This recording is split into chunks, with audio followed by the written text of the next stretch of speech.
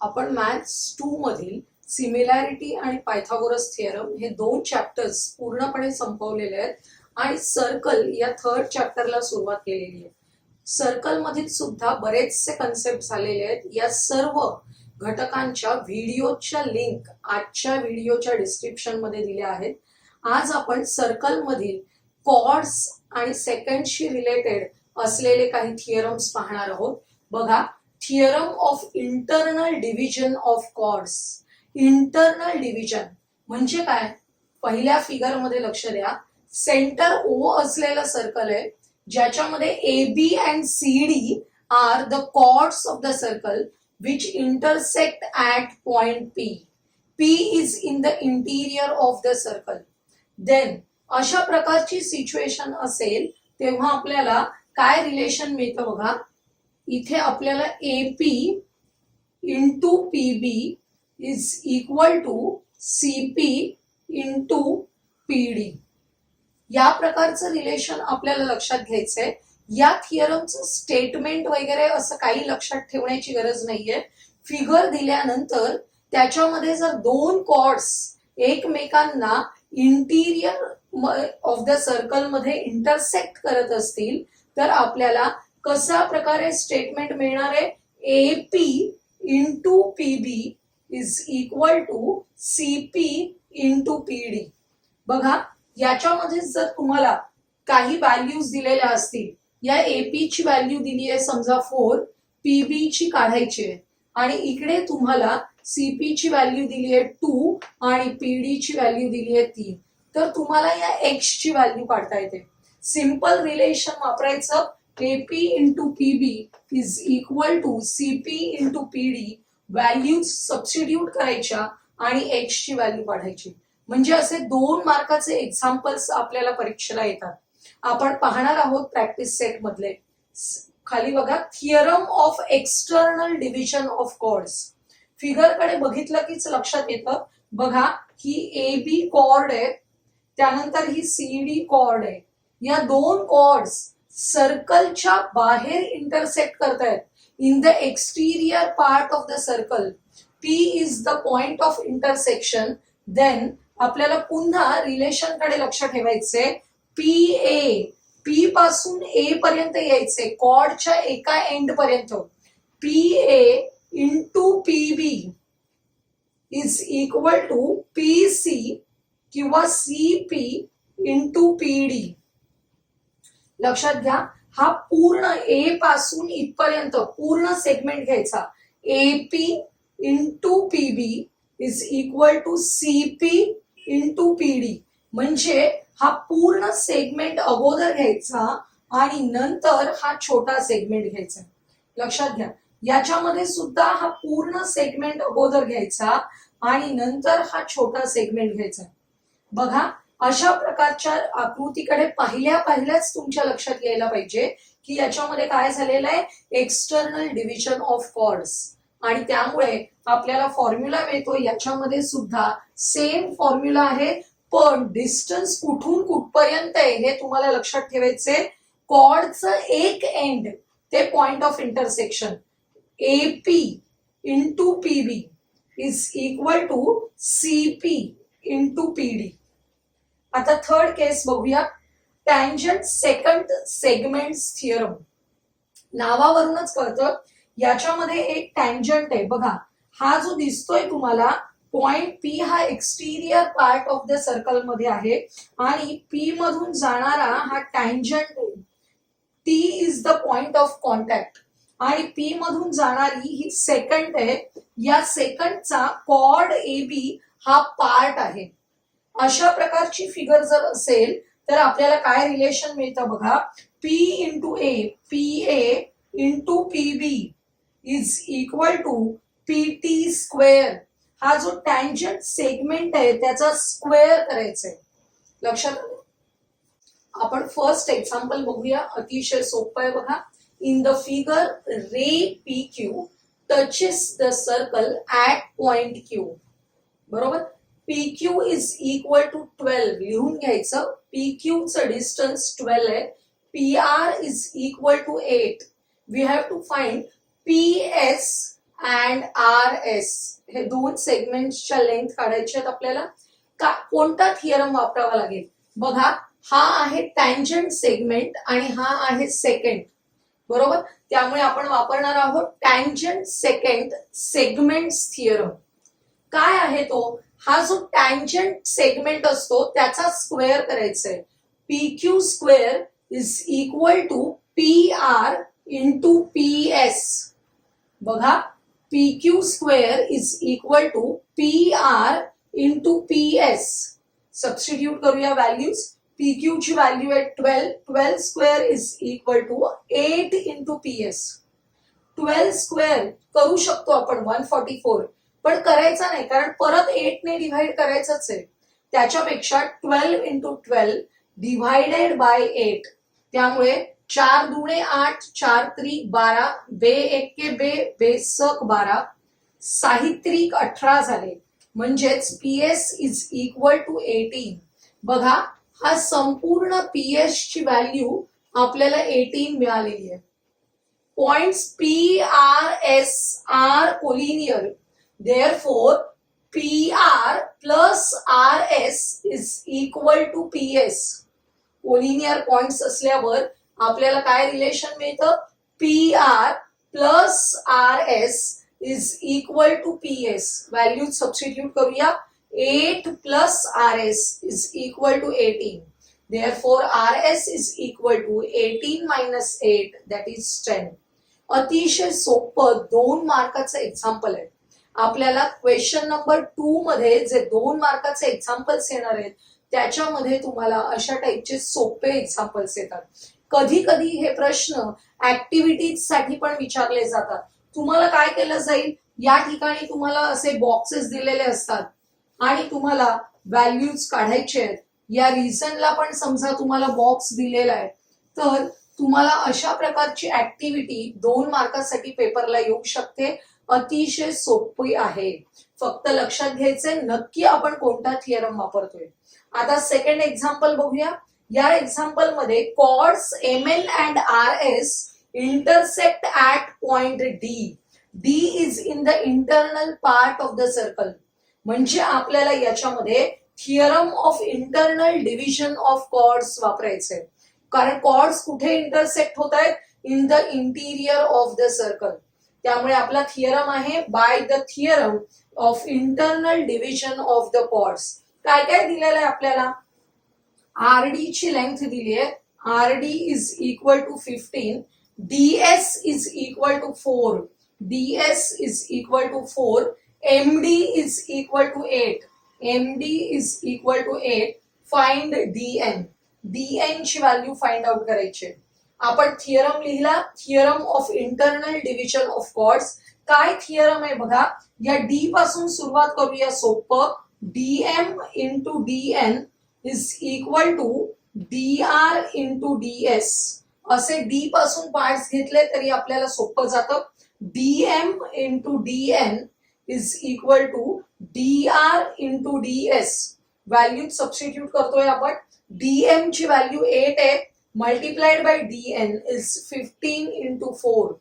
dn is equal to 15 into 4 divided by 8. बघा, 4 एक्के 4, 4 दुणे 8 आणि 15 डिवाइडेड बाय 2 काढायचंय आपल्याला. 7.5 येणार आहे. त्यामुळे DN is equal to 7.5.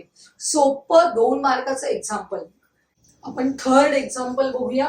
In figure these two chords intersect each other in the external point P.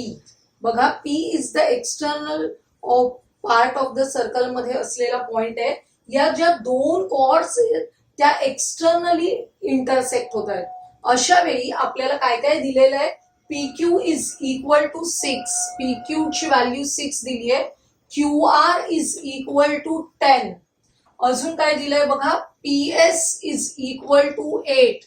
Then find TS. TS काढायचंय.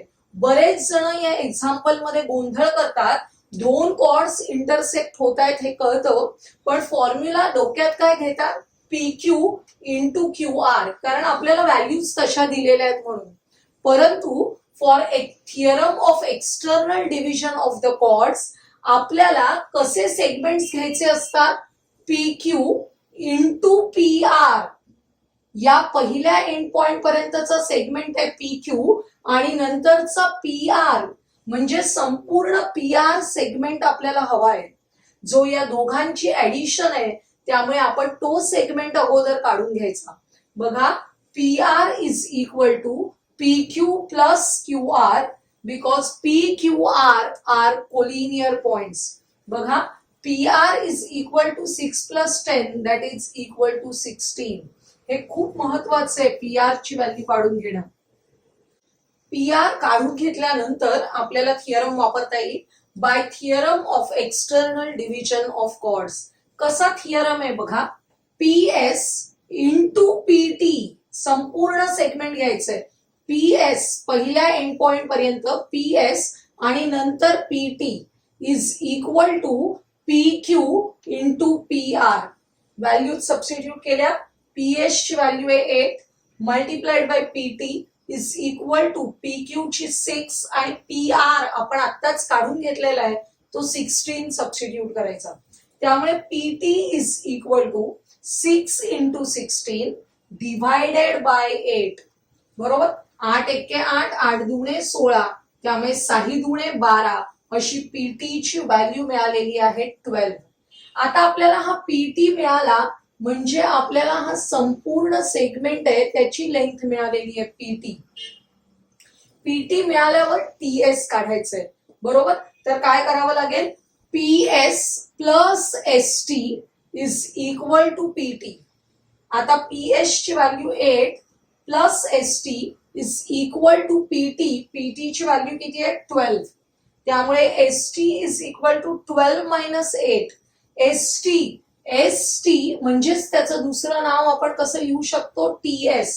TS is equal to 4, कारण आपल्याला विचारताना टीएस विचारलाय म्हणून आपण एस टी च्या ऐवजी इथे काय लिहायचं, टीएस. या दोघांचा अर्थ एकच आहे. टीएस ची व्हॅल्यू मिळाली 4. असं 2 मार्काचं हे पण छोटं एक्झाम्पल आहे. ऍक्टिव्हिटी साठी सुद्धा तुम्हाला येऊ शकतं. सांगितल्याप्रमाणे बघा, असे मध्ये मध्ये बॉक्सेस येतील, पीएस आणि तुम्हाला बॉक्स दिलेला आहे, इकडे तुम्हाला इथे बॉक्स दिलेला आहे, हे बॉक्सेस भरायचे. त्यानंतर तुम्हाला इथे पीटी ची व्हॅल्यू काढण्यासाठी सांगितलंय आणि शेवटी टीएस ची व्हॅल्यू काढण्यासाठी सांगितलंय. अशा प्रकारे ऍक्टिव्हिटी कंप्लीट करायला सुद्धा या टाईपचे प्रश्न पेपरमध्ये बऱ्याच वेळेला विचारला जातो. हा जो पार्ट आहे आज आपण शिकतोय तो अतिशय सोपा आहे, पण एक तरी एक्झाम्पल या 3 थिअरम्स पैकी एक तरी एक्झाम्पल आपल्याला वेगवेगळ्या स्वरूपामध्ये पेपरला आलेलं दिसतं. आपण 4th एक्झाम्पल बघूया. हे जे एक्झाम्पल आहे ते बऱ्याच वेळा तुम्हाला पेपरमध्ये यातले नावं चेंज करून 4 मार्कांसाठी क्वेश्चन नंबर 4 मध्ये पण विचारलं जातं. बघा, in figure segment EF is a diameter and DF is a tangent segment. The radius of a circle is R. Prove that. Prove करण्यासाठी स्टेटमेंट दिलेलं आहे तुम्हाला, DE into GE, DE into GE is equal to 4R².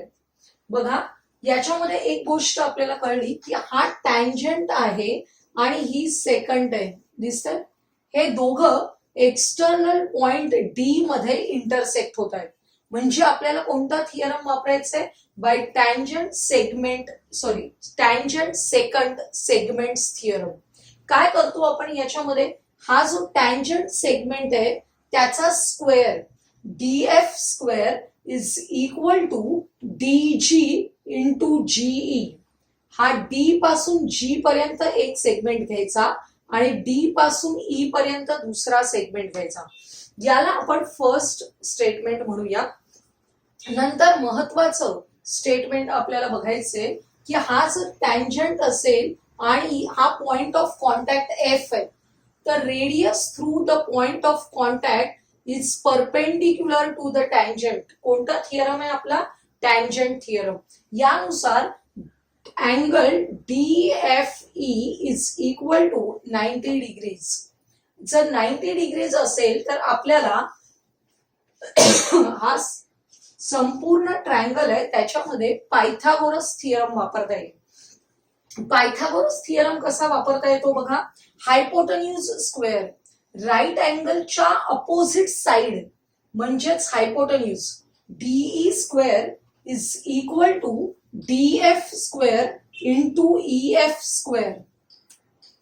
याच्यामध्ये आपल्याला EF ची value काढून घ्यायची आहे कारण आपल्याला दिलेलं आहे radius of the circle is R.